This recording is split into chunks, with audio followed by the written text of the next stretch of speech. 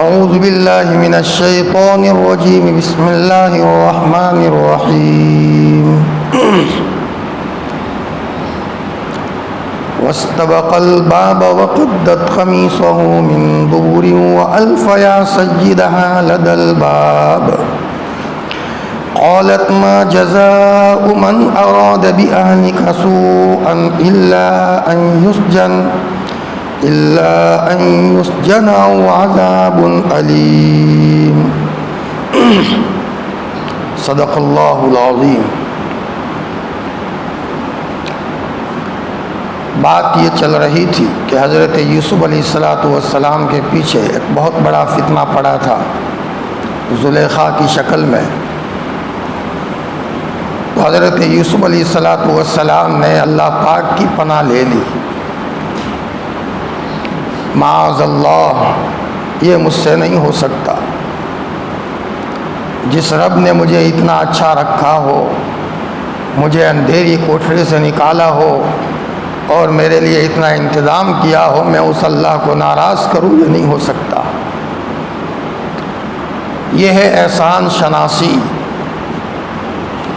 اور اللہ تعالیٰ کی ہر بندے کے ساتھ احسانوں کی بھرمار ہے۔ جیسے قرآن پاک میں اللہ تعالیٰ نے نبیوں کو کہا ہم نے آپ پر یہ احسان کیا، جیسے حضرت موسیٰ کو فرمایا موسیٰ جی ہم نے آپ کو فرعون سے بچایا، جب آپ آئے تھے اور تابوک سے نکالے گئے تھے تو دشمن کے گھر میں گئے تھے، لیکن وہ آپ کو بوسہ دینے پر مجبور ہوا تھا، کمال آپ کا نہیں تھا۔ وَأَلْقَيْتُ عَلَيْكَ مُحَبَّةً مِّنِّي، وہ میں نے ایسا پیار ڈال دیا تھا کہ فرعون جیسا آپ کو بوسہ دینے پر مجبور ہو جائے۔ ایسا ہی سارے نبیوں کو اللہ نے بتایا۔ حقیقت یہ ہے وہ اللہ پاک ہم سب سے بات کرتا ہے، وہ تو وحی کا نزول نہیں ہو رہا ہے، قرآن کے نزول کا سلسلہ ختم ہو گیا، لیکن اللہ تعالیٰ مجھ سے بھی کچھ کہہ رہا ہے، آپ سے بھی کچھ کہہ رہا ہے، گھر والوں سے بھی کچھ کہہ رہا ہے، ایک ایک فرد سے بات کر رہا ہے۔ بھول گئے ہمارے احسان کو؟ پیدا نہیں ہوئے تھے ہم نے تمہاری ماں کی چھاتیوں میں دودھ نکالا تھا، ہم نے تم کو ایمان دیا ہے، دیکھ لو دنیا میں لوگوں کو ہے ان کے پاس، ہم نے تم کو توانائی اور طاقت دی ہے، ہم نے تم کو خوبصورتی دی ہے، ہم نے تم کو پوزیشن دی ہے، ذریعہ معاش دیا ہے، بھول گئے؟ اللہ کی قسم تنہائی میں بیٹھ کر سوچے ہر انسان کے ساتھ کروڑا کروڑ نعمتیں ہیں۔ ایک صحابی فرماتے ہیں میں مالداروں کے محلے میں رہتا تھا تو ناشکری پیدا ہوتی تھی، لیکن میں غریبوں کے محلے میں گیا تب پتہ چلا مجھ سے زیادہ دنیا میں سکھی کوئی نہیں ہے۔ دیکھنے کا ایک انداز ہوتا ہے، آدمی دیکھیں، ایک سوچ وہ ہوتی ہے جو ناشکری لاتی ہے اور ایک سوچ وہ ہوتی ہے جو شکر گزاری لاتی ہے، اور ایمان والے پر تو ہر حال میں شکر کرنا ضروری ہے۔ مان لو کہ کوئی ایمان والا ایسا ہے اس کے پاس ایک کوڑی پیسہ نہیں ہے، اس کے پاس بچے بھی نہیں ہے، بیوی بھی نہیں ہے، بیماری کا یہ حال ہے کہ بدن سڑ گیا ہے، رہنے کے لیے اس کے پاس مکان بھی نہیں ہے، کھیتی باڑی تو دور کی بات ہے، کٹم قبیلہ بھی نہیں ہے، ہر اعتبار سے گویا کہ اس کے پاس کچھ ہے ہی نہیں، بالکل ہر اعتبار سے پسماندہ ہے۔ ایسے ایمان والے پر بھی اللہ کا شکر کرنا ضروری ہے۔ کیوں؟ کچھ نہیں ہے لیکن ایمان ہے نا، بھلے بدن میں کیڑے ہیں، آنکھوں سے اندھا ہے، کان سے بہرا ہے، ایمان ہے نا، وقتی طور پر تکلیف کا معاملہ ہے، جو ہی انتقال ہو گیا جنت کی حور استقبال کے لیے آئے۔ حدیث میں آتا ہے اللہ تعالیٰ فرماتے ہیں کہ اگر میں نے کسی کی دو محبوب چیزوں کے بارے میں آزمائش میں مبتلا کر دیا، آنکھیں لے لی، اللہ تعالیٰ فرماتے صبر کر میرے بندے، اس کے اوپر تو جنت کے سوا دوسرا کوئی بدلہ نہیں ہے۔ منب تولی ابی حبیبتیہ، کوئی اپنی دو محبوب چیزوں کے بارے میں آزمائش میں مبتلا کیا گیا اور اس کی آنکھیں نہیں ہیں اور صبر کیا، اللہ تعالیٰ فرماتے ہیں کہ میں اس بندے کو اس کے بدلے میں تو جنت کے سوا کچھ نہیں دوں گا۔ ایمان والے کے دونوں ہاتھ میں لڈو ہے، اگر شکر کرے تو بھی اس کا مقام ہے، تکلیف آئی اور صبر کیا تو اس کا بھی مقام ہے۔ تو حضرت یوسف علیہ السلام ان کے پیچھے یہ زلیخا نامی عورت کی شکل میں ایک فتنہ پڑا تھا۔ اب حضرت یوسف اللہ کی پناہ میں چلے گئے، لیکن وہ فتنہ تو پیچھا ہی نہیں چھوڑ رہا۔ حضرت یوسف آگے آگے، زلیخا پیچھے پیچھے۔ تو حضرت یوسف اللہ کی پناہ لے کر کے دوڑنا شروع کیا۔ 7 دروازے تھے، 7 دروازے کھلتے گئے۔ یہ ہے میرے بندے، ابتدا تو کر، میں نتیجہ نہ دوں تو کہنا۔ عین وقت پر دل کی گہرائیوں سے یقین سے بولنا، یہ الگ عمل ہے، یہ ہر ایک کو نہیں ملتا۔ سارے اسباب ٹوٹ چکے ہیں، عین وقت آ چکا، سبب کی دنیا میں یہ آدمی بالکل خالی ہے، لیکن اس وقت یہ کہہ دینا ان اللہ معی، اللہ میرے ساتھ ہے، میرا اللہ ضائع نہیں کرے گا، یہ بٹن کسی کو مل گیا نا، وہ اسی وقت مدد لے آتا ہے۔ اچھے اچھے یہاں فعل ہو جاتے ہیں، عین وقت پر گھبرا جاتے ہیں، عین وقت پر الفاظ بدل جاتے ہیں۔ فرمایا عین وقت پر کچھ ہو جاتا ہے، وظائف الگ ہے، رکعتیں الگ ہے، قرآن کا پڑھنا الگ ہے۔ یہ عین موقع پر دل کو مطمئن رکھ کر کے کہہ دینا کوئی بات نہیں، میرا اللہ دیکھ رہا ہے، میرا اللہ مجھے ضائع نہیں کرے گا، اسی وقت آسمان سے فرشتوں کو اتارنے کا وظیفہ ہے، یہ وظیفہ مستقل الگ ہے۔ یہ ہے توکل، لو توکلتم علی اللہ حق توکلہ لرزقکم کما یرزق الطیر تغدو خماسا وتروح بطانا۔ میرے بندو، اگر تم میرے اوپر ایسے بھروسہ کرو جیسے ایک پرندہ بھروسہ کرتا ہے، خالی پوٹی اپنے گھونسلوں سے نکلتے ہیں، شام آتے ہیں تو پوٹیاں بھری ہوئی ہوتی ہے۔ فرمایا ان کو میری ذات پر بھروسہ ہے تو میں ان کو خالی ہاتھ نہیں لوٹاتا۔ فرمایا اگر تم بھی بھروسہ کرو تو میں تمہارا بھی یہ حال کروں۔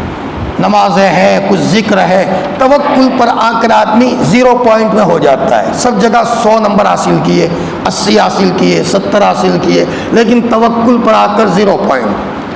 حضرت موسیٰ علیہ السلام اپنی قوم کے ساتھ جا رہے ہیں اور سامنے بحر قلزم آیا، سمندر آیا، تو قوم نے یوں کہا، آگے تو پیچھے پیچھے فرعون تھا، دیکھا او ہو پیچھے فرعونیوں کا لشکر ہے، تو پھر سارے بنی اسرائیل حضرت موسیٰ کو کہنے لگے انا لمدرکون، تم نے تو ہم کو پکڑوا دیا۔ آگے سمندر، پیچھے فرعونی، گویا کہ 2 پتھروں کے بیچ میں پیسنے کا وقت آ گیا ہے۔ اس موقع پر برجستہ حضرت موسیٰ نے فرمایا، کیا فرمایا؟ کلا، ہرگز نہیں، ان معی ربی سیہدین، بے شک، نو ڈاؤٹ، اس میں کوئی شک کی بات نہیں ہے، پوری امپیٹک کے ساتھ، تاکید کے ساتھ، میرے ساتھ میرا رب ہے، میرا رب مجھے راستہ۔ فوراً اللہ نے بھیجا جبریل جاؤ ذرا وہاں حضرت موسیٰ کے لیے وہاں راستے کا انتظام فرماؤ۔ اچانک راستہ ہوتا ہے اور وہاں حضرت موسیٰ علیہ السلام نکل جاتے ہیں، اور جتنے قبیلے تھے اتنے راستے بن گئے، وہ جملے پر اللہ نے بنائے۔ کبھی کبھی یقین نہیں ہوتا، یقین کا دھوکہ ہوتا ہے، ہم سمجھتے ہیں یقین ہے، یقین نہیں ہے، یقین کا دھوکہ ہے، وہ موقع پر کھلتا ہے۔ یہی حال حضرت نبی کریم صلی اللہ علیہ وسلم کا غار ثور میں تھا، لا تحزن ان اللہ معنا، غم نہ کیجئے، اللہ پاک ہمارے ساتھ ہے۔ حضرت نبی کریم صلی اللہ علیہ وسلم آرام سے غار ثور میں ہیں، وہ نیچے مڑ کر دیکھ رہے تھے غار ثور میں، حضرت ابو بکر دیکھ رہے تھے، مجھے نظر آ رہے تھے وہ، لیکن مجھے غم میرا نہیں تھا، میرے محبوب کا تھا، کہیں دشمن کو یہ تکلیف نہ پہنچا دے اور اللہ کے رسول کو تکلیف نہ ہو۔ فرمایا کیا عشق تھا ان کے دل میں۔ جی، عاشق ہی آگے نکل جاتا ہے، عالم گمراہ ہو سکتا ہے، عابد گمراہ ہو سکتا ہے، یہاں تک لکھا ہے کہ عارف پہچاننے والا وہ بھی گمراہ ہو سکتا ہے۔ شیطان یہ عالم بھی تھا، عابد بھی تھا، بہت عبادت کی تھی، اور عارف بھی تھا، پہچانتا بھی تھا اللہ کو۔ کیوں؟ اس لیے تو عین غصے کی حالت میں اللہ تعالیٰ سے کہا اے اللہ پاک، غصہ اپنی جگہ پر ہے لیکن مجھے قیامت تک کی مہلت دیجئے، تو اللہ پاک نے فرمایا جا مہلت دے دیتا ہوں۔ اس کو پتا تھا کہ اللہ پاک غصے میں بے قابو نہیں ہو جاتے، میں ان سے بات کروں تو میری بات رد نہیں جائے گی، نہ پہچانتا تو بات نہ کر سکتا۔ اللہ جلال میں تھے، یہ عارف تھا۔ لیکن اس لیے گمراہ ہوا کہ عاشق نہیں تھا۔ عاشق کبھی گمراہ نہیں ہوگا۔ عاشق کی بدن کے ٹکڑے ٹکڑے کروا سکتا ہے لیکن کبھی مرتد نہیں ہو سکتا۔ اسی لیے تو قرآن پاک کی ایک آیت میں ہے من یرتد منکم، تم میں سے جو اسلام سے پھر جائے گا، سنو میں ایسی قوم کو لاؤں گا جو اللہ سے پیار کرے گی اور اللہ ان سے پیار کریں گے، عشق کا معاملہ ہوگا، اور عاشق کبھی مرتد نہیں ہوتا۔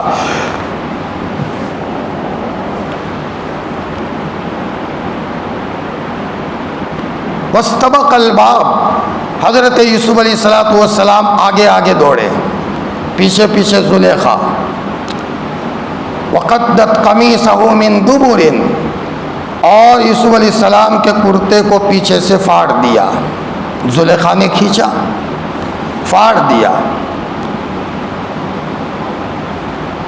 وَأَلْفَ يَا سَيِّدَهَا لَدَى الْبَابِ، ان دونوں نے زلیخا کے شوہر کو دروازے کے پاس پایا۔ اتفاق ایسا، ساتواں دروازہ کھلا تو عزیز مصر حاضر، وہ آنے ہی والا تھا گھر میں۔ اب ان دونوں کی یہ دوڑا جھپٹی دیکھ لیا عزیز مصر نے، بالکل ایک معاملہ سامنے آ گیا۔ اب یہ دونوں کیمرے میں آ گئے، فوراً زلیخا نے شور مچانا شروع کیا۔ کیا کہا؟ قالت ما جزاء من اراد باہلک سوءا، فرمایا اس آدمی کا کیا بدلہ ہے جو آپ کے گھر والوں کے ساتھ برائی کا ارادہ کرے۔ تو بادشاہ سلامت، جو آپ کے گھر والوں کے ساتھ برا ارادہ کرے اس کو کیا سزا دیں گے آپ؟ جو برے کام کا ارادہ کرے اس کی کیا سزا ہو سکتی ہے؟ چور کوتوال کو ڈانٹے۔ یہاں تو معاملہ یہ ہے حضرت یوسف بیچارے نردوش پاک دامن، اور یہاں زلیخا مکمل مجرم اور قصوروار ٹھہرائے حضرت یوسف کو۔ فرمایا اس آدمی کا کیا بدلہ ہے جو اپنے گھر والوں کے ساتھ برائی کا ارادہ کریں، سوائے اس کے کو اس کو جیل بھیج دیا جائے یا دردناک سزا دی جائے۔ اب حضرت یوسف ظاہری بات ہے اسباب کی دنیا میں ٹوٹ چکے ہیں، جو عورت پیچھے پڑی تھی وہی اور ڈھنڈورا پیٹ رہی ہے، حضرت یوسف کو مجرم قرار دے رہی ہے اس طرح کہہ کر، لیکن اللہ تو دیکھ رہا ہے۔ مسلمان کا بچہ بھولا ہوتا ہے، المؤمن غر کریم، چال باز نہیں ہوتا۔ اس کو گرانا ہے چلو یہ اسکیم کرو، اس کو گرانا ہے یہ اسکیم کرو، اسلام میں ہے ہی نہیں۔ کسی نے تماچا مارا تھا، جانے دو نا بھائی، گیا معاملہ، اس کو گرانے کی چال بازی اسلام میں نہیں ہے۔ اللہ اکبر، اسلام میں اگر ہے تو اخلاق کی بات ہے، ورنہ مسلمان کی ٹانگ کھینچے یہ تصور میں نہیں ہو سکتا۔ اب یہاں حضرت یوسف علیہ السلام کا سوائے اللہ کے کوئی نہیں ہے۔ اب غیبی نظام حرکت میں آتا ہے۔ قال ہی راودتنی عن نفسی، حضرت یوسف نے بھی ٹوٹی پھوٹی زبان میں، چونکہ سامنے تو زلیخا کا شوہر تھا، حضرت یوسف کے مقابلے میں جو عورت ہے وہ تو عزیز مصر کی ایک چہیتی بیوی ہے، تو حضرت یوسف نے بھی جو بات کہنی تھی سیدھے سادے انداز میں کہہ دی۔ سبب تو اختیار کرنا ضروری ہے، آدمی خاموش نہ رہے، اس کے بس میں جتنا اتنا کر دے۔ اس لیے حضرت تھانوی نے فرمایا دروازے پر ایک تالا لگانا یہ سبب اختیار کرنا ہے، 2 تالے لگانا توکل کے خلاف ہے۔ ایک تالا لگا دو اور کہو بسم اللہ توکلت علی اللہ، انشاءاللہ اللہ حفاظت کرے گا، اور نہیں اور تالا لگاؤ اور تالا لگاؤ، یہ توکل کے خلاف ہے۔ کیا بات فرمائی۔ بعض لوگ کہتے ہیں کہ بھئی کچھ سبب اختیار نہیں کرنا، صرف وظیفہ پڑھو، سبب کی ضرورت نہیں ہے۔ تو حضرت تھانوی فرماتے تھے، اور وہ روایت بیان کرتے ہیں کہ جیسے وہ پرندے، توکل والی حدیث ابھی جو میں نے بیان کی کہ خالی پوٹی گھر سے نکلتے ہیں گھونسلے سے اور پوٹی بھر کے آتے ہیں، دیکھو انہوں نے کوئی سبب اختیار نہیں کیا، اللہ ان کو دیتے ہیں۔ تو مسلمان کا بچہ بھی کوئی سبب اختیار نہ کرے، صرف وظیفہ پڑھتا رہے، کاروبار کے لیے بھی نہیں جانا، دھندے کے لیے بھی نہیں جانا، صرف اللہ اللہ کرتا رہے۔ تو حضرت تھانوی نے لکھا ہے اللہ کے بندو وہ پوٹھیوں والی روایت پر غور کرو، پرندے اپنے گھروں سے تو نکلے ہیں، یہ سبب تو اختیار کیا ہے، پرندے اپنے گھروں سے نکلے۔ اسی توکل والی روایت میں سبب اختیار کرنے کی تلقین ہے۔ ہم منی پور گئے تھے اس زمانے میں، وہاں یہ بات آئی وہاں کے امیر مولانا عبدالعزیز صاحب کے پاس کہ جوانوں نے کہا ہم دھندائی نہیں کریں گے، کاروباری نہیں کریں گے۔ کیوں؟ کسی امیر صاحب نے یہ کہہ دیا اسباب تو غیروں کے لیے ہے، مسلمان کے لیے تو اعمال ہی اعمال ہے، تو ہم کیوں کمانے کے لیے جائیں؟ چھٹی ہو گئی سب کی۔ تو پھر عبدالعزیز صاحب ماشاءاللہ سمجھدار تھے کہ صرف لا الہ الا اللہ نہیں ہے، محمد الرسول اللہ صلی اللہ علیہ وسلم بھی ہے، دو ٹکڑے ہیں۔ اور محمد الرسول اللہ میں یہ آتا ہے کہ آپ تجارت کے لیے ملک شام بھی گئے ہیں، آپ نے بکریاں چرائی ہے، سب جوانوں کو سمجھ میں آ گیا، سب نے پھر سے پوٹ لے لی اور دھندے پر چلے گئے۔ کبھی کبھی کسی کا جملہ کسی کو بٹھا دیتا ہے تو کسی کا جملہ کسی کو جگا دیتا ہے، اس لیے آدمی کو چاہیے کہ تنگ نظر سے نہ پوچھے اس آدمی کو جس کے پاس علم ہو، وہ جانتا ہو اس کے تعلق سے، تو باتیں ملے گی، ورنہ سویا ہوا سوئے ہوئے کو کیسے بیدار کر سکتا ہے؟ خفتارہ خفتہ کئی بیدار کنک۔ میرے اور آپ کے لاڈلے نبی محمد الرسول اللہ صلی اللہ علیہ وسلم ملک شام کی تجارت کے لیے گئے ہیں۔ فرمایا آپ کو حضرت خدیجہ نے فرمایا آپ مال دیا تھا، مزاربت پر مال دیا تھا، کاروبار کے لیے آپ مال لے کر کے گئے تھے، اس لیے کہ آپ علیہ السلام کی برکتوں کا تذکرہ تھا مکۃ المکرمہ میں، اور اسی کے بعد حضرت خدیجہ نے آپ سے شادی کی ہے کہ تم سے جیسا برکت والا انسان مجھے کہاں ملے گا۔ اور حضرت خدیجہ الکبریٰ رضی اللہ تعالیٰ عنہا نے اللہ کے رسول صلی اللہ علیہ وسلم کے لیے دہانہ کھول دیا، خوب سپورٹ دیا ہے آپ علیہ السلام کو۔ دنیا میں سب سے پہلے آپ کو اگر کسی نے سپورٹ دیا ہے تو آپ کی بیوی حضرت خدیجہ الکبریٰ رضی اللہ تعالیٰ عنہا نے، اور آپ علیہ السلام نے بھی ان کا بہت لحاظ رکھا تھا، بہت خیال رکھا تھا۔ اولاد بھی آپ کی حضرت خدیجہ الکبریٰ سے ہیں۔ واستبق الباب، فرمایا انہوں نے مجھے پھسلایا اپنے مطلب حاصل کرنے کے لیے، تو حضرت یوسف علیہ السلام نے سیدھے سادے انداز میں کہہ دیا کہ عزیز مصر صاحب میری بھول نہیں ہے، بھول ان کی ہے، یہ تو چور کوتوال کو ڈانٹ رہے ہیں، کہنا تو پڑے گا، سادے سے انداز میں کہہ دیا۔ اب اللہ کا نظام حرکت میں آیا، اللہ اکبر، قرآن کی آیتیں پڑھ کر ایمان تازہ ہو جاتا ہے۔ اسی کو کہتے ہیں کہ علم میں سب کچھ ہے، ہم سب جانے لیکن قرآن نہ جانے تو کیا مطلب؟ یہی تو قرآن ہے جو ہمارا ایمان بہت اونچے پہنچاتا ہے۔ حضرت شاہ عبد الرحیم رائے پوری رحمۃ اللہ علیہ تنہائی میں ہوتے تھے، حیات الصحابہ پڑھتے تھے، اور اس میں کسی صحابی کی قربانی کا تذکرہ آیا ہے تو حیات الصحابہ ایک طرف رکھ کر کے کہتے تھے بار الہ، میں کتاب پڑھتے پڑھتے ابو بکر کی قربانی پر پہنچا، میرا دل ایمان کے تعلق سے بڑھ گیا، اے اللہ یہ قربانی ہے حضرت صدیق اکبر رضی اللہ تعالیٰ عنہ کی، انہوں نے میرے محبوب کو سپورٹ نہ دیا ہوتا، میرے محبوب کو تکلیف ہوتی، لیکن صدیق اکبر نے سپورٹ دیا ہے، میں ہماری طرف سے اور پوری امت کی طرف سے جزائے خیر عطا فرما۔ یہاں رائے پور کی کوٹھری میں بیٹھ کر حیات الصحابہ پڑھ کر کے دعا ہو رہی ہے، فرمایا صدیق اکبر کے لیے۔ حضرت عمر کا تذکرہ آیا، آنکھوں میں سے آنسو بہا رہے ہیں کہ حضرت عمر نے فرمایا یا رسول اللہ ہم حق پر نہیں ہیں، پھر ہم چھپے چھپے کیوں رہیں؟ کون مائی کا لال ہے جو ہمیں چھیڑے؟ میں جاتا ہوں حرم میں، تم بھی چلو، اور ببانگے دہل سب کے سامنے نماز پڑھیں گے ہم، کوئی مائی کا لال آئے اور ہمیں چھیڑے۔ تو اس آیت اس کو قربانی کے واقعے پر پہنچے اور فرمایا بار الہ، حضرت عمر کے اس واقعے پر میں پہنچا ہوں، حضرت عمر نے محبوب کو سپورٹ دیا ہے، آپ پوری امت کی طرف سے حضرت عمر کو جزائے خیر عطا فرما۔ بننے کی بھی کوئی ترتیب ہوتی ہے۔ فرمایا کیا حال تھا، ایک مرتبہ حضرت شاہ عبد القادر رائے پوری رحمۃ اللہ علیہ سوانے لکھ رہے تھے، تو حضرت شاہ عبد الرحیم رائے پوری رحمۃ اللہ علیہ نے شاہ عبد القادر رائے پوری رحمۃ اللہ علیہ کو فرمایا مولانا جی ان پاک لوگوں کی سوانے ہوتے ہوئے ہماری سوانے کی کیا ضرورت ہے؟ یہ پاک لوگ صحابہ کرام کی جماعت حیات الصحابہ، ان کی سوانے بڑی پاک ہے، ان کے ہوتے ہوئے ہماری سوانے کی کیا ضرورت ہے؟ میرے بھائیوں یہ ایک چیز تھی، یہ ہمارے اسلاف تھے، اور علماء دیوبند صحاباؤں کی طرح ایک عجیب عملہ گزرا ہے جو قربانیاں بلال نے دی ہے رضی اللہ عنہ۔ علماء دیوبند کی قربانیاں بھی پیچھے نہیں ہیں، بہت ستایا گیا ہے، لیکن ذرہ برابر بھی اپنی زبان میں لچک نہیں لائے، پھانسی کے پھندے پر لٹک کر بھی انہوں نے الحق الحق احد احد کا نعرہ لگایا ہے۔ اسی لیے کسی نے کہا ہے حقیقت یہ ہے کہ یہ علماء دیوبند کی جماعت یہ صحاباؤں کی ایک جماعت تھی جو اللہ تعالیٰ نے پیچھے رکھی تھی۔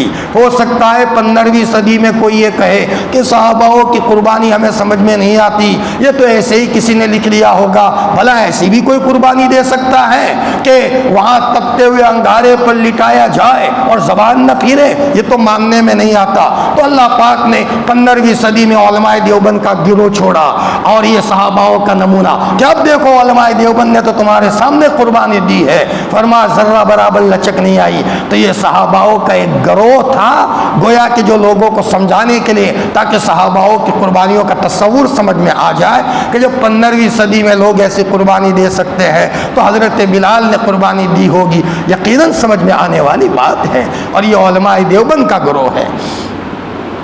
فرمایا انہوں نے مجھے پھسلایا اپنا مطلب حاصل کرنے کے لیے۔ وَشَهِدَ شَاهِدٌ مِّنْ أَهْلِهَا، اور زلیخا کے گھر والوں میں سے ایک بچے نے گواہی دی، ایک گواہی دینے والے نے گواہی دی۔ ایک گہوارے میں بچہ تھا۔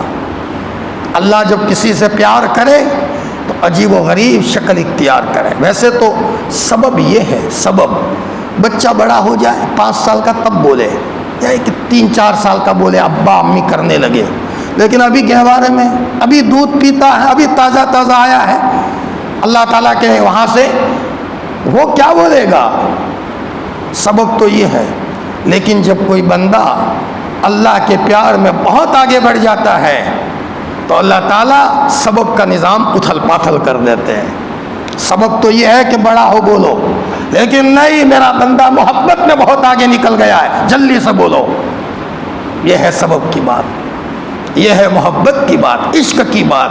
بھلا دنیا کے کسی بادشاہ سے کوئی عشق کر لے تو بادشاہ آدھی رات کو اس کو کام آتا ہے، تو وہ اللہ جو رب العالمین ہے اگر اس سے کوئی کام کر لے، اس سے محبت کر لے، تو بھلا اللہ تعالیٰ آدھی رات کو اس کا کام کیسے نہیں نکلوائیں گے؟ تاریخ کی تاریخ بھری ہے، عاشقوں کو اللہ نے محروم نہیں کیا، اللہ نے بہت کچھ دیا ہے۔ وَشَهِدَ شَاهِدٌ مِّنْ أَهْلِهَا، اور ان کے گھر والوں میں سے ایک گواہی دینے والے نے گواہی دی۔ ایسا ہی واقعہ حضرت عیسیٰ کی والدہ ماجدہ حضرت مریم کا ہے۔ مریم نہانے گئی علیہ السلام اور حضرت جبرائیل نے آ کر پھونک ماری، تو حضرت مریم تو گھبرا گئی، بھئی تم کون ہو یہاں تنہائی میں؟ کہا اللہ کی طرف سے فرشتہ ہو۔ پھونک ماری، پیگنیٹ ہو گئی، حاملہ ہو گئی۔ اب حضرت مریم کو یہ ڈر کہ لوگ یہ کہیں گے کہ شوہر وغیرہ تو ہے نہیں، بچہ آیا کہاں سے؟ یقیناً کوئی بھی کہہ سکتا ہے۔ ویسے کسی کا حمل دیکھ کر الزام لگانا شریعت نے اجازت نہیں دی۔ کیوں؟ ہو سکتا ہے چپکے چپکے کئی شادی کر لی ہو، وہ جانے، وہ سامنے والی عورت جانے، اور 2-3 آدمی گواہ بن گئے ہو، مسئلہ صحیح ہو گیا۔ ہمیں کیا حق یہ کہے کہ اس کو پیگنیٹ یا حاملہ ہے تو اس کا مطلب یہ ہے کہ اس نے غلط کام کیا؟ یہ اجازت نہیں ہے، یہ دلیل نہیں ہے کہ یہ حرام کام اس سے ہوا ہے۔ چنانچہ حمل قرار پایا۔ اب جب وقت آیا وضع حمل کا تو اللہ تعالیٰ کی طرف سے حکم آیا کہ وہاں جا کھجور کا درخت ہے وہاں چلی جاؤ، اور وہاں اللہ کی طرف سے وضع ولادت وضع حمل ہو گیا۔ فرمایا کہ ذرا کھجور کے درخت کو یوں اس کی ڈالیاں نیچے تھی، اس کو کھینچو، کھجوریں گرے گی وہ کھاتی رہو۔ اسی لیے ولادت کے بعد حمل، وضع حمل کے زمانے میں عورت کے لیے کھجور بہت مفید ہے، اس میں وٹامن ہے، کیلشیم ہے، گئی ہوئی طاقت واپس آ جاتی ہے۔ اس لیے تو حضرت نے فرمایا روزہ رکھا ہے، افطار کرو تازہ کھجوروں پر، وہ نہیں ہے پہلے رطبات تازہ کھجوریں، نہیں ہے تمہیں رات کھجور پر افطار کرو، پھر نہیں ہے تازہ گھونٹ پانی پی لو۔ حضرت نبی کریم صلی اللہ علیہ وسلم نے فرمایا ایسے بھی موقع آئے ہیں کہ آپ علیہ السلام نے پانی پی لیا، کچھ تھا ہی نہیں گھر میں، یہ بھی اللہ کی بہت بڑی نعمت ہے پانی۔ اب یہاں جب بچہ لے کر آئی وہ ڈر رہی تھی کہ لوگ پورا گاؤں کہے گا کہ تمہارے ابا تو اچھے تھے. فرمایا اور تم نے یہ کیا حرکت کی, بچہ کہاں سے لائے؟ گھبرا رہی تھی. اللہ تعالیٰ نے اسی حضرت عیسیٰ علیہ السلام ابھی بچے ہیں, گاؤں جمع ہے, حضرت مریم گھبرا رہی ہے. اللہ تعالیٰ نے حضرت عیسیٰ کو زبان دے دی, انی عبد اللہ, میں اللہ کا بندہ ہوں. آتانی الکتاب, اللہ کی طرف سے مجھے کتاب دی گئی ہے. فرمایا اللہ کی طرف سے دینے کا فیصلہ ہوا ہے. یہ حضرت عیسیٰ بچپن میں کہہ رہے ہیں, یہ اللہ کی طرف سے نظام ہوتا ہے. وہ بھی بچپن میں بولے ہیں, اور ادھر یہ بچہ بھی بچپن میں بولا. ان کان قمیصہ قد من قبول, اگر ان کا کرتا آگے سے پھٹا ہوا ہے تو زلیخا سچی ہے, یوسف جھوٹے ہیں. بات تو ایسے ہی نہیں سن جائے گی, دلیل سے بیان کرو. تو بچہ دلیل دے رہا ہے, کرتا دیکھو کہاں سے پھٹا ہے, آگے سے کہ پیچھے سے. وَإِن كَانَ قَمِيصُهُ قُدَّ مِن دُبُرٍ, اور اگر ان کا کرتا پیچھے سے پھٹا ہوا ہے تو زلیخا جھوٹی ہے, یوسف سچے ہیں. کوئی بھی مان لے, اچھا بول رہا ہے, اس کو تو کون جھٹلائے گا, یہ جھوٹ بولتا. اور بچہ تو بول ہی نہیں سکتا, بول رہا ہے کچھ ہے. دودھ کا دودھ اور پانی کا پانی سامنے آ گیا. فلما رآ قمیصہ, عزیز مصر نے جب حضرت یوسف کے قمیص کو دیکھا کہ پیچھے سے پھٹا ہوا ہے, سمجھ گئے بھول بیوی کی ہے. قال انہ من کیدکن, فرمایا تم عورتوں کی چال ہے, تم عورتوں کی چال ہے. مطلب یہ ہے کہ یہ بھول ان کی نہیں ہے, قصور آپ کا ہے. لیکن اب مصر میں ڈنڈورا پیٹے گا. عزیز مصر کی بیوی نے, ان کے گھر میں ایک بچہ تھا, ان کے ساتھ غلط ارادہ کیا تھا, شرم بھی نہیں آئی ان سے. یہ تذکرہ ہونے لگا پورے مصر میں, اور کیوں نہ ہو, ایسے تذکرے ہو ہی جاتے ہیں فوراً. تو عزیز مصر نے یہ مناسب سمجھا کہ اس کی کوئی تدبیر کر دی جائے تاکہ تذکرہ دب جائے. فرمایا ان کیدکن عظیم, تم عورتوں کی چال بڑی بھاری ہوتی ہے. اس لیے عورت جب کسی کو نچانے پر آئے نا تو بابر جیسوں کو نچاتی ہے. ہمایوں باہر تو بڑے بہادر رہتے تھے, لیکن گھر میں آتے تھے تو ہرن بن جاتے تھے. ہرن ہوم منسٹر ہے, وزیر داخلہ ہے, کہ ان کی اجازت کے بغیر کام نہ چلے. اس معاملے میں بھی لوگ افراد تفرید کے شکار ہیں. ایک طبقہ ایسا ہے, کوئی بھی کام کرو تو ہوم منسٹر کو پوچھ کر کے کرو, وزیر داخلہ, اس کے بغیر کام نہ ہو.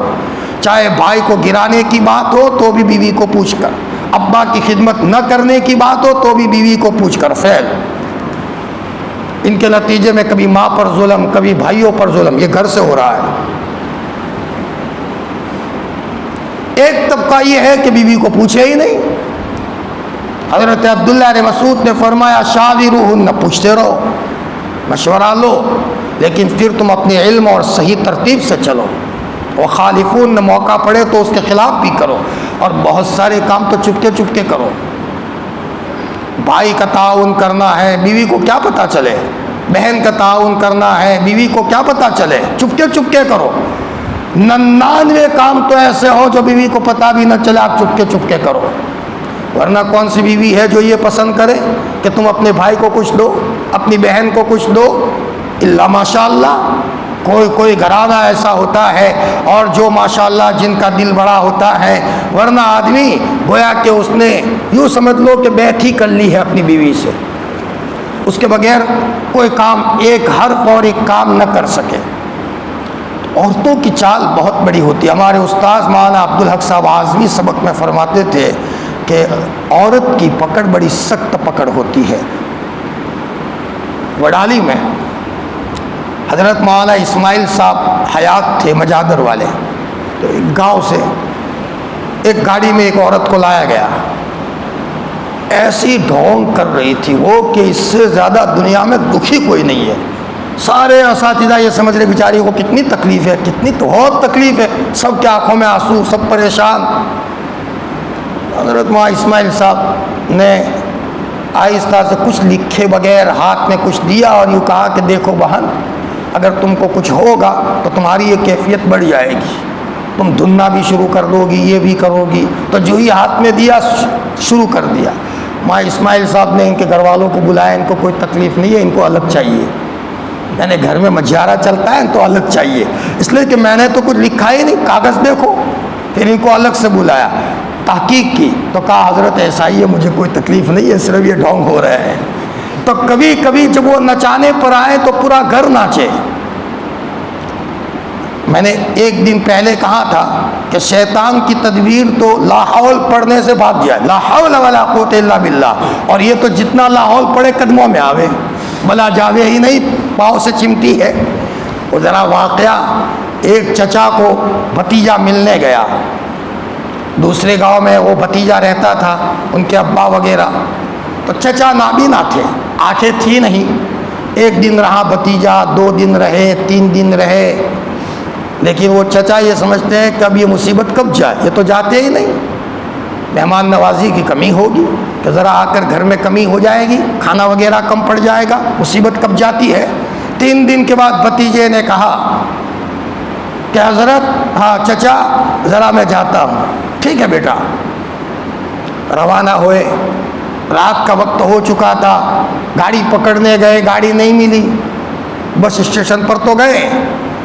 اب یہاں دونوں میاں بیوی بات کر رہے ہیں، بیوی اپنے شوہر کا پاؤں دبا رہی ہے، شوہر تو نابینا تھے۔ اچانک گاڑی نہیں ملی تو وہ بھتیجا آ گیا، اور آ کر کے اسی وقت بیوی کو گھر میں ضرورت تھی، وہ چلی گئی، اور بھتیجے نے ہی ہاتھ رکھ کر پاؤں دبانا شروع کر دیا۔ تو چچا تو یہ سمجھتے ہیں کہ تو میری بیوی ہی ہے، باتیں تو پہلے ہی چل رہی تھی۔ تو اپنی بیوی کو ہنستے ہنستے بیوی کو کہا اچھا ہوا ہاں بلا چلی گئی، 3 دنوں سے گھر میں بلا تھی، وہ بلا چلی گئی۔ تو بھتیجا بھی بڑا سمجھدار تھا، اس نے کہا بلا گئی نہیں ہے، بلا تو پاؤں سے چمٹی ہے، بلا گئی نہیں ہے، بلا تو پاؤں سے چمٹی ہے۔ تو کبھی کوئی ایسا موقع ایسا آتا ہے کہ آدمی کو پتہ نہ چلے اور پکڑ میں آ جاتے ہیں وہ۔ ان کیدکن عظیم، بے شک تم عورتوں کی تدبیر بہت بھاری ہوتی ہے۔ پھر عزیز مصر نے فرمایا حضرت یوسف کو، کبھی کبھی آدمی کو پتہ ہوتا ہے غلطی میرے بھائی کی ہے، لیکن بھائی ہے نا، اب ذرا کچھ کہنے جائے تو فتنہ ہوگا، تو سامنے والے کو کہتا ہے بھائی تو مان جا، بھائی ہے میرا، میں کچھ کہنے جاؤں گا تو یہ ہوگا، تو سمجھدار ہے، یہ کہہ کر آدمی فتنے کو دبا دیتا ہے، مسئلے کو دبا دیتا ہے۔ تو عزیز مصر نے حضرت یوسف کو کہا یوسف جانے دو اسے، جانے دو اسے، یوسف عارض عن ھذا، یوسف اس کو جانے دو، اس سے اعراض کر دیجئے۔ اور اپنی بیوی کو کہا غلطی تیری ہے، اپنی غلطی کی معافی مانگ، واستغفری لذنبک، اپنے گناہوں کی معافی مانگ، انکی کنت من الخاطئین، تو قصورواروں میں سے ہے، بچہ سمجھدار ہے، بچہ نردوش ہے، قصور تمہارا ہے۔ یہ عزیز مصر نے اپنی بیوی کو کہا، لیکن بات تو چھپتی نہیں ہے، مصر میں ڈھنڈورا پیٹ گیا، ہر طرف اس کا تذکرہ ہے کہ عزیز مصر کی بیوی کو شرم بھی نہیں آئی، گھر میں گویا کہ ایک بچے کو لائے تھے، ان کے ساتھ ان کا ارادہ غلط ہو چلا، شرم بھی نہیں آئی، اب ایسا تذکرہ ہونا شروع ہو گیا۔ عزیز مصر کے کانوں تک بات، عزیز مصر کی بیوی کے کانوں تک بات پہنچ گئی، میرے بارے میں ایسا تذکرہ ہو رہا ہے۔ وقال نسوۃ فی المدینہ، شہر کی عورتوں نے کہا، امرأۃ العزیز تراود فتاہا عن نفسی، عزیز مصر کی بیوی اپنے جوان کو پھسلا رہی ہے، اپنے غلام کو پھسلا رہی ہے اپنے مطلب کو حاصل کرنے کے لیے۔ یہ تذکرہ چاروں طرف ہونے لگا۔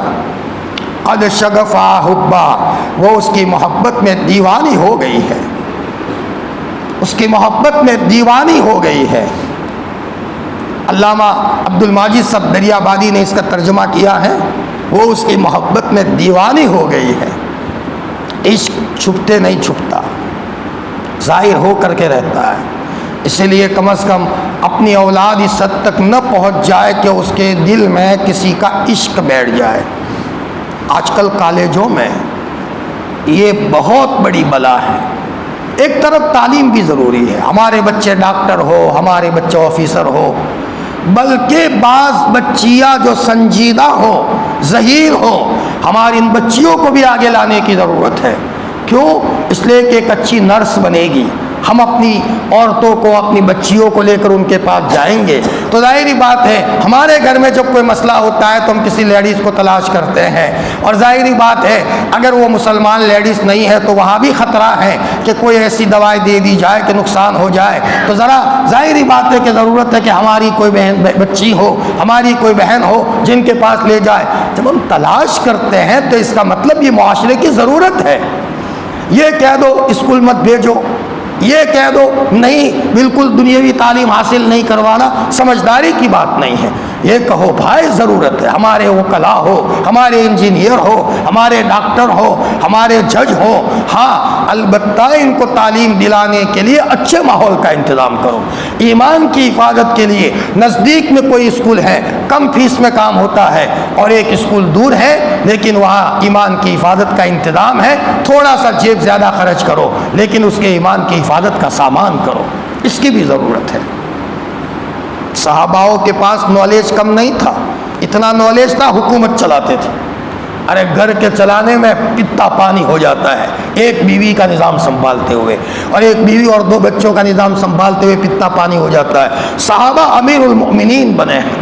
ابو بکر جیسا صوفی ہے، وقت کا زاہد ہے، لیکن حکومت چلانے کا کیسا خوبصورت انتظام ان کے پاس موجود ہے۔ آپ علیہ الصلوۃ والسلام کے پاس یہودیوں کے خطوط آتے تھے، یہودیوں کی زبان عبرانی تھی۔ اب اللہ کے رسول صلی اللہ علیہ وسلم کبھی کبھی کسی عبرانی زبان جاننے والے یہودی کو بلا کر یہ خط کا ترجمہ کرواتے تھے، لیکن اللہ کے رسول کو یہ ہوا ہمارے لوگ ہونے چاہیے تاکہ صحیح خط پڑھے، ہو سکتا ہے وہ صحیح نہ پڑھتا ہو۔ تو آپ علیہ السلام نے زید ابن حارثہ کو بلایا، زید ضرورت ہے کہ عبرانی زبان سیکھ لے، لگو عبرانی زبان سیکھنے میں۔ آتا ہے 15 دن ہوتے ہوتے زید ابن حارثہ نے عبرانی زبان سیکھ لی۔ تو ہمارا بچہ انگلش سکھا ہوا ہے، لیکن یہ دیکھے کہ انگلش سکھانے کے لیے جہاں جاتے ہیں کہیں نقصان تو نہیں ہو رہا ایمان کا۔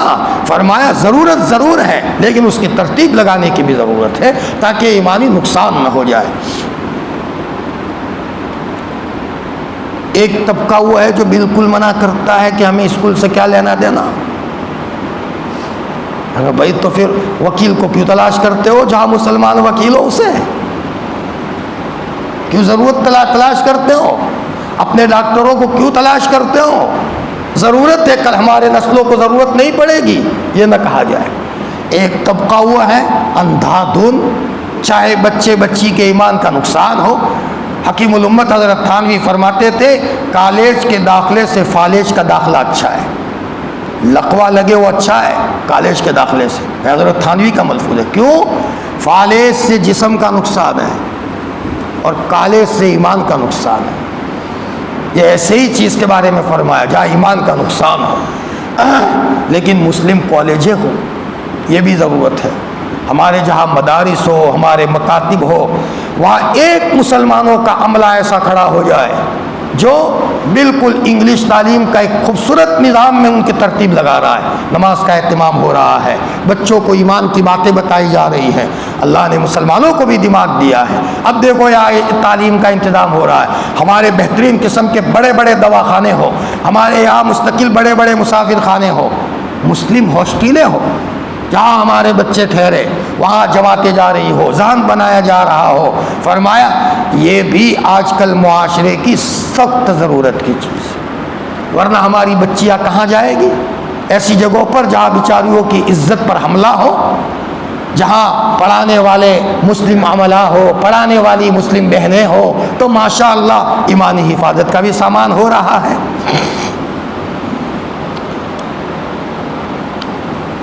قد شغفا حبا، وہ اس کی محبت میں دیوانی ہو گئی ہے۔ یہ مصر کے اندر میں یہ تذکرہ ہونے لگا، چرچا ہونے لگا۔ ہمارا بچہ کہیں نہ پھنس جائے، یہ ابا کی ذمہ داری ہے۔ بچہ اسکول جا رہا ہے، کالج، بچہ کس کے ساتھ جا رہا ہے؟ محلے کی فلانی لڑکی کے ساتھ، ابا اجازت دے رہے ہیں۔ آتے جاتے بات کرتے کرتے وہ لڑکی دل میں بیٹھ گئی، اور جب کوئی عشق ہو جاتا ہے تو آدمی گردن کٹوا دیتا ہے، مر جائے، اب ستیہ ناش ہو گیا، اب باپ سر پکڑ کر بیٹھتا ہے۔ یہ ہے دین میں چین ہے، بے دینی میں بے چینی ہے۔ جو ظہر کے بعد جو تعارفی بات میں بات آتی ہے نا، کبھی دین میں چین ہے۔ یہاں یہ صاحب نماز پڑھتے تھے لیکن اس معاملے کے بے دین تھے، نماز کے دیندار ہے، بچی کی تربیت میں بے دین ہے۔ اب حالات آئے، اب باپ نے سر پکڑ لیا، زہر کی گولی کھا لوں، میری بچی کسی کی محبت میں بھاگ گئی ہے، جی کر کیا کروں گا میں؟ تو دین میں تو چین ہے بھائی، دین میں چین ہے، لیکن پورے دین میں پورا چین ہے۔ دین کا جو شعبہ چھوڑو گے اس لائن سے آپ حالات میں آؤ گے۔ سارے سکوں کو معلوم کرنا ضروری ہے۔ دین صرف نام داڑھی اور کرتے کا نہیں ہے، بلکہ دین تو نام ہے، صبح سے لے کر شام تک جو پالے پڑتے ہیں سب اچھے انداز میں ہو، سب اچھا ہے، لیکن بہو کو غصے سے رکھتے ہیں، اس لائن کے بے دین ہیں، اس لائن سے حالات میں آئیں گے۔ حضرت نبی کریم صلی اللہ علیہ وسلم اندھادھن گھر میں مہمان نہیں لے جاتے تھے۔ آپ پوچھتے تھے مہمان کو لاؤ، گھر والے کہتے تھے لاؤ، تو آپ لے جاتے تھے۔ کبھی کبھی ایسا ہوتا ہے کہ بیچاری بیوی بیمار ہے، پوزیشن نہیں ہے اس کی، اور ہم تھے، ہم نے کہا اٹھو جلدی سے چائے بناؤ، کھانا بناؤ، مہمان لائے ہیں۔ اللہ اکبر، مہمانی سنت ہے، کسی پر ظلم نہ ہو، یہ فرض ہے، سنت کے لیے فرض کو چھوڑ دیا، مہمانی سنت ہے، اور یہ گویا کہ کسی کو تکلیف نہ دینا۔ اب بیچارے مہمان لا کر کے سارے کام کاج اس بہو کے پاس ہو رہے ہیں، اور بہو سوئی کہہ رہی ہے کب مرے، یہ کب مرے۔ اس نے جا کر اپنے ابو کو سنا، ابو کی آنکھوں میں آنسو آ گئے، اور ابو کہتے بیٹا صبر کر بیٹا۔ امی نے کہا بیٹا صبر کر۔ کتنوں کا دل دکھا، ایک کتے کا دل دکھتا ہے تو بھی حالات آتے ہیں ناجائز تکلیف دینے پر۔ فرمایا یا کتنوں کا دل دکھا، سب دکھی ہے، اب ہم پریشان، تو چین کہاں سے ملے گا؟ حضرت معاذ کو حضور نے فرمایا تھا اتقی دعوت المظلوم، مظلوم کی بد دعا سے بچنا۔ حضرت مولانا عبد الرحمن صاحب، یہ خان صاحب کاکوسی والے، فرماتے ہیں آج ہم کسی اور کی بد دعا سے نہیں، گھر کے افراد کی بد دعا سے دکھی ہیں۔ صحیح کہا، بہت صحیح فرمایا۔ ایک مرتبہ مولانا عبد الرحمن صاحب نے اپنے ان کے گھر میں کسی لڑکے کی بیوی، اپنی بہو، ان کے رشتہ دار میں سے کوئی ہے، ایک مرتبہ مولانا نے روتے روتے فرمایا بیٹی میں نے تجھے کبھی کچھ کہہ دیا ہو تو بیٹی تو معاف کر دے۔ حضرت نے رونا شروع کر دیا، تو کہا ابا مت رو، میں راضی ہوں، پھر بھی رو رہے ہیں اور بہت رو رہے ہیں۔ مولانا جانتے ہیں کہ اگر یہ کوئی اس کا دل دکھا اور اس کے دل میں تکلیف پہنچی، کل حشر کے میدان میں اللہ کو کیا جواب دوں گا؟ وہ بیچاری بول تو نہیں سکتی، میں کچھ کہوں گا تو ان کا پارا چڑھ جائے گا، طلاق ہو جائے گی، میرا شوہر ان کی باتوں میں آ جائے گا۔ فرمایا بیوی تو نوکرانی بن کر کے نہیں آئی ہے، ہماری زندگی کی رفیق حیات بن کر کے آئی ہے، لیکن یہ گوشہ اور یہ شوشہ ہمارے دماغ سے نکل گیا۔ جماعت میں جاتے ہیں، 4 مہینے لگاتے ہیں، ماشاءاللہ مسجد اور جماعت میں بھی بیٹھتے ہیں، خانقاہوں میں بھی جاتے ہیں، مدرسے میں پڑھاتے بھی ہیں، لیکن بیوی پر، بہو پر ظلم کرتے ہیں۔ اس لائن کے جاہل ہے، اس لائن کے، ہمیں کسی کو کیا لینا دینا۔ ڈاکٹر عبدالحی صاحب عارفی فرماتے تھے 52 سال ہو گئے الحمدللہ بیوی کو آرڈر دے کر کوئی کام نہیں بتایا، بہو تو دور کی بات ہے۔ فرمایا الحمدللہ بیوی کو آرڈر دے کر کوئی کام نہیں بتایا۔ سارے لوگ گئے، آپانی صاحبہ کو کہا آپانی صاحبہ پیر صاحب یہ کہتے ہیں کہ اتنے سال ہو گئے، میں نے میری اہلیہ کو 52 سال ہو گئے میں نے آرڈر دے کر کوئی کام نہیں بتایا۔ پیرانی صاحبہ نے فرمایا جی میرے حضرت کا یہ حال ہے، میرے شوہر کا یہ حال ہے، لیکن میں سمجھ گئی ہوں جب ان کو کوئی ضرورت ہوتی ہے تو پانی فوراً حاضر کر دیتی ہوں، چائے کی ضرورت ہوتی ہے تو حاضر کر دیتی ہوں۔ فرمایا یہ ہے معاملہ، یہ ہے معاملہ۔ ایک جگہ پر ایک صاحب نے بتایا کہ مولانا میری دادی کا انتقال ہو گیا، میری دادی کا، تو وہ اس زمانے میں تو یہ ہوتا تھا کہ ذرا عدت وغیرہ میں عورتیں بیٹھتی نہیں تھی، تو دادا کے انتقال کے بعد دادے کا انتقال ہو گیا، تو ہماری جو دادی تھی وہ 1 مہینے کے بعد کھیت میں بیٹھ کر رو رہی ہے، اطراف سے سارے کھیت والے جمع ہو گئے. بڑی بھی اب کیوں روتی ہو, بھائی کے گئے ہوئے تو 1 مہینہ ہو گیا. تو اس نے روتے روتے کہا میں بھائی کے مرنے پر نہیں روتا, تمہارے بھائی کے مرنے پر میں اس لیے روتی ہوں, زندگی پر کبھی انہوں نے مجھے اف نہیں کیا تھا, زندگی پر انہوں نے مجھے کبھی ڈانٹا نہیں تھا, زندگی پر کبھی مجھے آرڈر نہیں کیا تھا. یعنی بوڑھا, یہ عورت بوڑھی ہے اور وہ مرنے والا شوہر بوڑھا. اور میں اس زمانے کی بات کرتا ہوں جس زمانے میں علماء بھی کثرت سے نہیں تھے, ہمارے علاقے کی بات کرتا ہوں. جب میرے سامنے یہ بات آئی, اس زمانے میں بوڑھے بھی کتنے سمجھدار ہوتے تھے, اپنی بوڑھی عورتوں کا کتنا خیال رکھتے تھے. اور آج ماشاءاللہ فرمایا کہ اپنے اعتبار سے بہوؤں پر ظلم ہو رہا ہے. ہمیں چین کہاں سے ملے گا, دل نماز میں کیسے لگے گا, ہمیں تلاوت میں مزہ کیسے آئے گا. ہماری چفست و ظلم سے بھری ہوئی ہے. دل کو خالی کرنے کے لیے تو مکھی کو بھی تکلیف نہیں ہونی چاہیے. ایک محدث حدیث لکھ رہے ہیں اور لکھتے لکھتے روشنائی والے قلم پر مکھی بیٹھ گئی. تھوڑی دیر کے لیے مکھی کو روک دیا, اللہ کی بے زبان مخلوق ہے, اس کو روشنائی پینے دوں, اللہ نے اس کی خوراک میری روشنائی میں رکھی ہے. انتقال ہو گیا, کسی نے پوچھا کیا گزری, فرمایا میرے اللہ نے وہ روشنائی والا قلم تھوڑی دیر کے لیے روکا تھا مکھی کے لیے, میرے اللہ کو یہ ادا پسند آئی. تم نے ہماری ایک بے زبان مخلوق کا خیال رکھا تھا, ہم تم کو جہنم میں ڈال کر کیا کریں گے. فرشتوں جنت کے بالا خانوں میں لے جاؤ, جنت کے بالا خانوں میں لے جاؤ. ہمارے اکابرین کا حال دیکھو ماشاءاللہ, انہوں نے اپنے گھر کی مستورات کو کیسا رکھا, بہوؤں کو کیسا رکھا, کیسا خوش و خرم رکھا, تب مزہ ہوتا ہے. فرمایا کبھی کبھی آدمی نفل کام کی وجہ سے فرض کام کو چھوڑ دیتا ہے. جیسے شادی ہو رہی ہے, ولیمہ ہے, ولیمہ سنت ہے, رات کو 2 بجے تک مشورہ ہو رہا ہے, فجر غائب سب کی, جتنے آئے تھے سب کی فجر غائب. یہ کون سی سمجھداری کی بات ہے بھائی.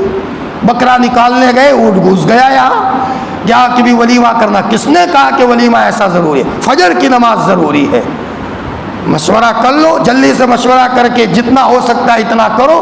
سنت ادا کرنی ہے, صرف گھر والوں کو بلا کر, بھائیوں کو بلا کر کھلا دو گے تو بھی سنت ادا ہو جائے گی. یہ بزرگوں کی کتابوں سے ملتا ہے کس طریقے سے وہ سنت کا اہتمام کرتے تھے کہ فرض بھی ناغا نہ ہو. اِنَّا لَنَرَاهَا فِي ضَلَالٍ مُبِينٍ, بے شک ہم اس کو صریح غلطی میں دیکھ رہے ہیں.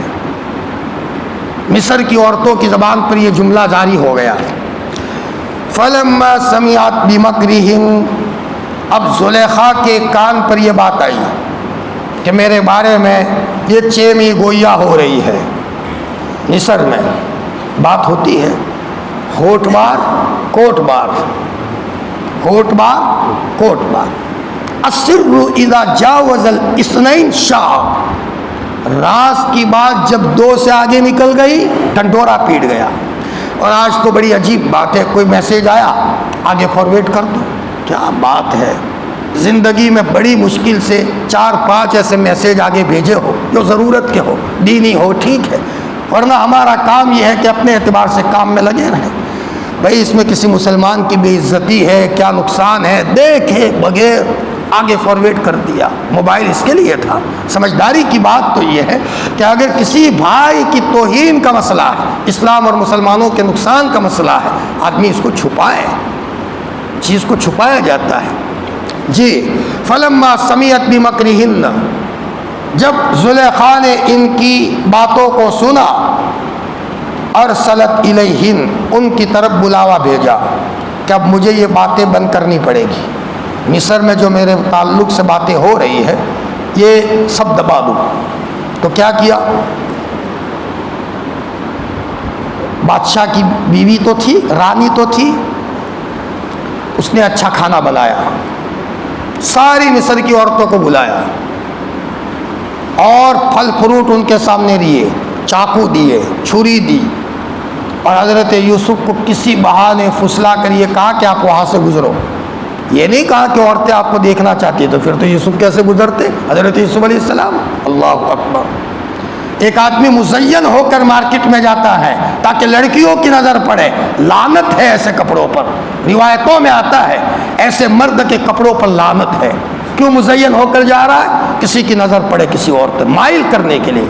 ایک عورت مزین ہو کر جا رہی ہے، پاؤڈر لگا کر جا رہی ہے تاکہ محلے میں لڑکوں کی نظر پڑے، ایسے کپڑوں پر لعنت۔ یہ عورت جب گھر میں آئے گی تو گندگی والا اثر لے کر آئے گی۔ شیطان کے بچے ساتھ میں ہیں، پوری فیملی پریشان، اس لیے کہ شیطان کا بچہ وہاں سے گھس گیا۔ ایک عورت اپنے یہ کیا کہتے ہیں رخسا اپنے ہونٹوں پر لالی لگا کر کے گئی، کیا کہتے ہیں اس کو، جو بھی ہو، آیا سمجھ میں، اور قبرستان کے پاس سے گزر رہی تھی۔ اب ایسا ناپاک جنات اندر میں گھسا، اس کا باپ علاج کرتے کرتے پیسے لگاتے لگاتے تھک گیا،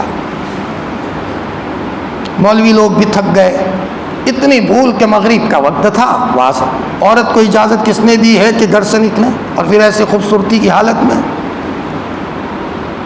کبھی کبھی ہماری غفلت سے بچی اور بچے بیچارے حالات میں آ جاتے ہیں۔ بیٹی سادے کپڑے پہن، ابھی نہیں نکلنا، ابھی بچی کو بھاری لگے گا لیکن باطل اثرات سے بچ جائے گی، انشاءاللہ اس کے پیسوں کی بھی حفاظت ہوگی۔ فرمایا تھوڑی دیر کے لیے ڈانٹ تو اس کو بھاری لگے گی لیکن اس کی کتنی حفاظت ہے۔ اس لیے فرمایا کہ صبح کے وقت، زوال کے وقت، غروب کے وقت چھوٹے بچوں کو باہر لے کر مت نکلو، شیطان کا ٹولہ کہیں یہ بچے کو اپنے لپیٹ میں نہ لے لیں۔ بعضے جنات اڑتے ہیں، خیمہ بدوش، کھانا بدوش، جیسے یہ کھانا بدوش لوگ ہوتے ہیں نا، آج یہاں پڑاؤ ڈالان پھر وہاں پڑاؤ ڈالان، تو بعض جنات پروں سے اڑتے ہیں، آج یہاں پڑاؤ ڈالا پھر وہاں کہیں پڑاؤ ڈالا۔ ان کے ٹولے کے پاس سے ہم گزر رہے ہیں اور اچانک ہم نے ان کے بچے کے اوپر پاؤں رکھا، بچے پر پاؤں رکھا یا کیا ہوا تو حالات میں آ گئے۔ اس لیے آپ نے فرمایا دعا پڑھ کے نکلو۔ کیوں؟ دعا پڑھ کے نکلو گے، تمہیں کیا پتا کہاں تم پاؤں رکھ رہے ہو، کوئی پریشان کرے گا، لیکن جب تم دعا پڑھ کے نکلو گے اللہ پاک کی طرف سے ان کو ہٹانے کے لیے ایک باڈی گارڈ فرشتے کی شکل میں اللہ اتار دیں گے۔ فرمایا اسی لیے دعاؤں کا کہا، دعائیں پڑھو۔ اور فرمایا او ابن آدم تو کمزور ہے، بہت ساری چیزیں تم کو نظر نہیں آتی، دوسری مخلوقوں کو نظر آتی ہے۔ فرمایا دوسری مخلوق کو نظر آتی ہے، ہماری آنکھیں تو اتنی کمزور ہے، سامنے نظر آتا ہے اس سے زیادہ نہیں۔ اور بعض جو آسمانوں میں اڑتا ہے کئی کلومیٹر دور سے پتہ چل جاتا ہے علی گڑھ کے چوراہے پر کوئی مرا ہوا جانور ہے، اوپر سے اڑتا آتا ہے۔ تو ہم کمزور ہوئے کہ وہ کمزور ہوا، بینائی میں ہم کمزور وہ مضبوط۔ یہاں گڑ کا ٹکڑا رکھ دے، گڑ تو ہمیں تو پتہ بھی نہیں ہوگا، خوشبو بھی نہیں آئے گی، اور نہ معلوم چونٹی لائن لگا کر اپنی پوری فوج لے کر کے آ جائے گی، ارے ان کو کس نے کہا اس کم وقت کو کہ یہاں گڑ کا ڈلا پڑا ہے، اور وہ باقاعدہ لائن لگا کر آ گئے اور گڑ کا ڈلا لے کر کے جا رہے ہیں۔ تو ناک کی سونگھنے کی طاقت ہم سے زیادہ اس میں ہے۔ کئی کلومیٹر دور سے ایک کتا اپنے مالک کی آواز کو سن لیتا ہے، میرا مالک مجھے بلا رہا ہے، اور ہم تو قریب میں ہو اپنے باپ کی آواز کو نہ سن سکے، تو سننے کی طاقت کس کی زیادہ تیز ہوئی؟ فرمایا سونگھنے کے معاملے میں بھی ایسا ہے، ایک کتا پاؤں سونگ کر کے بتا دیتا ہے چور یہاں سے گیا ہے اور کہاں تک چور گیا ہے۔ اللہ پاک نے جانوروں میں بھی صلاحیت دی ہے۔ اللہ نے ایسے ہی نہیں کہا او ابن آدم تو کمزور ہے، گھمنڈ مت کر، تیرے علاوہ دوسری مخلوقات کو میں نے تجھ سے بھی زیادہ صلاحیت دے رکھی ہے۔ حضرت قاری طیب صاحب رحمۃ اللہ علیہ نے واقعہ لکھا ہے حیدرآباد کا، اس موقع پر حیدرآباد میں رہنا تھا، تو فرماتے ہیں کہ وہاں یہ بندر آتے تھے، اور بندر آ کر کے لوگوں کے گھروں میں سے روٹیاں لے جائے، یا روٹی پکا کر رکھے، وہ آئے اور لے جائے، آئے اور لے جائے۔ یہ بھی ایک عجیب مخلوق ہے۔ چنانچہ ایک مرتبہ کسی گھر والوں نے یہ سوچا کہ گھی والی روٹی بنائے اور اس میں زہر ملائے تاکہ جو آئے کھائے اور مسئلہ ختم، تاکہ یہ پریشانی نہ کرے۔ چنانچہ اچھے انداز میں روٹی مہمان نوازی کے لیے تیار کر دی، تو وہ تو سمجھ گئے کہ آج تک تو ایسا اکرام نہیں ہوتا تھا، آج کیوں ہو رہا ہے؟ اللہ جانور بھی سمجھتا ہے، آج مسلمان بہنیں بھی نہیں سمجھتی ہمارے لیے یہ چالیں کیسے رچی جا رہی ہے، ایک جانور سمجھ گیا۔ چنانچہ بندر آپس میں آئے، ایک دوسرے کو اشارہ کیا کھانا نہیں ہے، ان کا جو امیر تھا، سردار تھا، اس کو بلایا گیا. فرمایا تو چنانچہ ان کا ایک سردار آیا جو ان کا بڑا تھا. اس نے سونگا، اس نے کہا صحیح بات ہے، اس میں زہر ہے، اس میں زہر ہے، کھانا نہیں، میں آتا ہوں. چنانچہ وہ گیا اور جنگل میں جا کر کے کوئی جڑی بوٹی لایا اور کوئی پتے لایا. سب کو کہا اب یہ روٹی کے ساتھ پتا کھاؤ اور کھا لو، مہمان نوازی ہو رہی ہے، ذرا گھی سے روٹی ہے تو ضائع مت کرو، لیکن ساتھ میں زہر کے ساتھ تریاک لے لو. دوسروں کو بھی دیا. اب دیکھو یہاں پر سب کھا رہے ہیں. پتہ چلا انسان اگر حکیم ہے تو اللہ تعالیٰ نے جانوروں کو بھی کوئی معمولی نہیں بنایا ہے. دوسرا واقعہ لکھا ہے کہ ایک بندریا کو بچہ دینے کا وقت ہوا تو وہ پریشان ہو رہی، ساری بندریا جمع ہو گئی، سارے بندر جمع ہو گئے. ایک بندر آیا، کہیں سے کوئی پتا لایا اور اس بندریا کے پیٹ کے اوپر پتا پھیرا جا رہا ہے، پتا پھیرا جا رہا ہے کہ اچانک اس کو بچہ پیدا ہو گیا عافیت کے ساتھ. حضرت انسان تو جڑی بوٹی کیا تلاش کرے، اسے کیا پتا. اللہ پاک نے جانوروں کو بھی اپنی زندگی گزارنے تک کی عقل کتنی بہترین دے رکھی ہے. فرمایا یہ ہے نظام. اللہ پاک نے گویا کہ ان کو بھی ذریعے معاش اور معاش تک کی عقل دی ہے، اور ہمیں اللہ پاک نے عقل معاد دی ہے، یعنی آخرت کیسے تیار کرنی اس کے تعلق سے بھی اللہ نے عقل دی ہے، صرف روزی روٹی کی حد تک نہیں. بات ختم کر رہا ہوں جی. تو زلیخا نے کھانا تیار کیا، سب کے لیے گاؤ تکیے لگائے، سب آئے. حضرت یوسف وہاں سے گزرے. جب حضرت یوسف کی نظر پڑی تو سب دیکھتے ہی رہ گئے، کیا چہرہ ہے اور کیا نور ہے، کیا خوبصورت چہرہ ہے. اور سیب کاٹتے کاٹتے، پھل فروٹ کاٹتے کاٹتے انگلیاں کاٹ دی، سب بے بال ہو گئے. زلیخا دیکھ رہی ہے، ان کے چہرے برابر پڑ رہی ہے کہ یہ کیا کر رہے ہیں. فرما دیکھ لیا، مجھے ملامت کر رہی تھی، یہی وہ بچہ ہے جس کے بارے میں تم مجھے ملامت کر رہی. تم بھی پکڑ میں آئی کہ نہیں آئی؟ تم نے تو انگلیاں بھی کاٹ دی. اسی روایت کو پہنچ کر حضرت نبی کریم صلی اللہ علیہ وسلم کی زوج محترمہ ہماری پاک ماں حضرت عائشہ فرماتی تھی، فرمایا عزیز مصر کی عورتوں نے حضرت یوسف کو دیکھا تھا تو انگلیاں کاٹ دی تھی، میرے محبوب کو دیکھ لیتی تو کلیجہ کاٹ دیتی، میرے محبوب کو دیکھ لیتی تو کلیجہ کاٹ دیتی. ان کے لیے بیٹھکیں تیار کی اور ان میں سے ہر ایک کو چھری دی اور کہا ان کے سامنے باہر آؤ، اخرج علیہن، ان کے سامنے باہر آؤ. فلما رأینہ، آیت لمبی ہے ترجمہ کر. اب جب مصر کی عورتوں نے حضرت یوسف کو دیکھا، اپنے اپنے ہاتھ کاٹ دیے اور انہوں نے کہا حاشا للہ، یہ تو انسان نہیں ہے، یہ تو کوئی دوسری مخلوق ہے. ان ھذا الا ملک کریم، یہ تو کوئی معزز فرشتہ ہے. قالت، تو زلیخا نے کہا یہی وہ بچہ ہے جس کے بارے میں تم مجھے ملامت کر رہی تھی. والا حقیقت یہ ہے، اب جادو وہ ہے جو سر چڑھ کر بولے. الفضل ما شہدت به العادا، اب اقرار کر دیا زلیخا نے. اب سنو، حقیقت یہ ہے کہ یہ بے قصور تھا، غلطی میری تھی. کوئی موقع ایسا آتا ہے کہ مجرم اقرار کرنے پر مجبور ہو جاتا ہے. اب اقرار کر لیا. فرمایا میں نے ان کو پھسلایا تھا اپنا مطلب حاصل کرنے کے لیے، لیکن یہ بچا رہا. فاستعصم، یہ بچا رہا. وَلَئِن لَّمْ يَفْعَلْ، پھر کیا کہا، اگر اس نے نہیں کیا وہ کام جو میں اس کو کہتی ہوں تو ضرور یہ جیل جائیں گے یا یہ ذلیل ہوں گے. ابھی بھی زلیخا کے دل میں یوسف کے تعلق سے یہ ارادے ہیں اور یہ جملے کہہ رہے ہیں. فرمایا کہ اگر انہوں نے میرا ارمان پورا نہیں کیا، مستقبل میں ان پر حالات ہے، یہ گویا کہ کہہ رہے. لیکن حضرت یوسف بھی سب سن رہے ہیں. کہنے دو انہیں، میرے اللہ کی مدد میرے ساتھ ہے، وہ آگے کا معاملہ ہے. اللہ پاک ہم سب کا ایمان اتنا مضبوط بنا لے.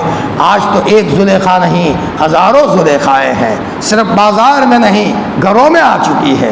یہاں موبائل کھولا، اچانک کسی تصویر پر نظر پڑی، تفسیر کو کھولتے ہو تب بھی نہ معلوم ایسی شکلیں کی ہیں، اچانک کوئی عورت پر نظر پڑے اور اس کے بعد گویا کہ تفسیر تک پہنچو. ایمان کو ختم کرنے کے کیا کیا تدبیریں کر دی گئی ہیں. ہماری نسلوں کو، پوری امت کو اللہ پاک محفوظ فرمائے. وآخر دعوانا ان الحمد للہ رب العالمین.